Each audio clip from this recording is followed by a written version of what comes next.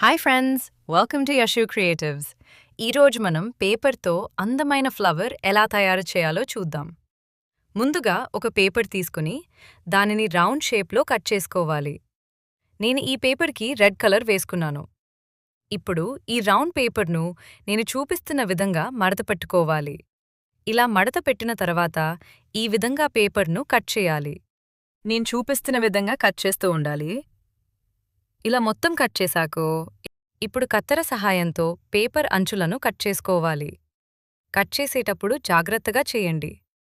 ఇలా కట్ చేసిన తర్వాత పేపర్ను ఓపెన్ చేస్తే ఫ్లవర్ పెటల్స్ లాగా కనిపిస్తాయి.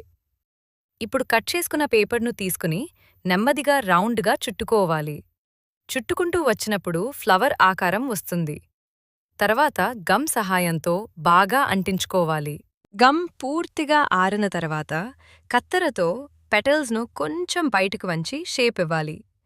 ఇలా చేయడం వల్ల ఫ్లవర్ చాలా న్యాచురల్గా మరియు అందంగా కనిపిస్తుంది.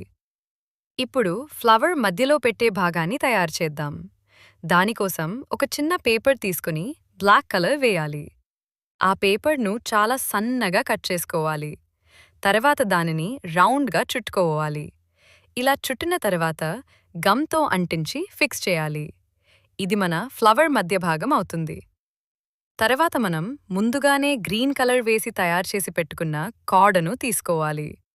కార్డ పైభాగంలో కొంచెం కట్ చేసి మనం తయారు చేసిన బ్లాక్ కలర్ మధ్య భాగాన్ని ఫిక్స్ చేయాలి. బాగా అంటుకున్న తర్వాత ముందుగా తయారు చేసి పెట్టుకున్న ఫ్లవర్ వెనక భాగాన్ని కొద్దిగా కట్ చేసి ఆ కార్డకు ఫిక్స్ చేయాలి. ఇలా ఒక్కో స్టెప్ జాగ్రత్తగా చేస్తే పేపర్ ఫ్లవర్ రెడీ అవుతుంది. మీకు నచ్చిన ఏ కలర్తో అయినా ఈ ఫ్లవర్స్ తయారు చేయొచ్చు.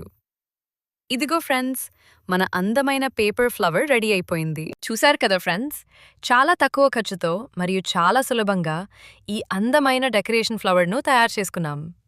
మీకు ఈ వీడియో ఉపయోగకరంగా అనిపించి ఉంటే తప్పకుండా ఒక లైక్ చేయండి. మీ ఫ్రెండ్స్ మరియు ఫ్యామిలీ మెంబర్స్తో షేర్ చేయండి. ఇంకా ఇలాంటి క్రాఫ్ట్ వీడియోలు చూడాలంటే మన యశు క్రియేటివ్స్ ఛానల్ను సబ్స్క్రైబ్ చేసి బెల్ ఐకాన్ను కూడా ప్రెస్ చేయండి. Thank you for watching friends. మళ్ళీ మరో కొత్త వీడియోతో కలుద్దాం. Bye bye.